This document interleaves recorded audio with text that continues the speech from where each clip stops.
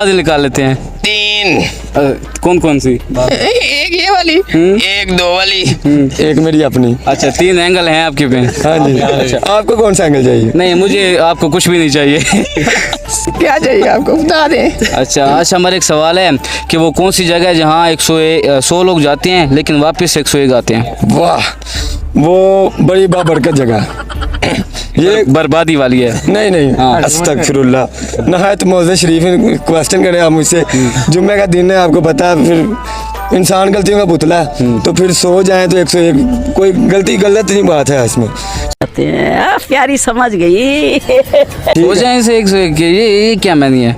100 में 110 भी हो जाए तो कोई ऐसा इशू नहीं, क्योंकि आपको पता है इंसान गलतियों का पुतला है। गलतियां इंसान से होती हैं। इंसान कहाँ पुतला है भाई, इंसान ही है। वाह, ये कॉन्फिडेंस लेवल मुझे चाहिए पाकिस्तान में, हर आदमी में ये होना चाहिए। अच्छा जवाब बताएं ना, 100 लोग जाते हैं 101 आते हैं।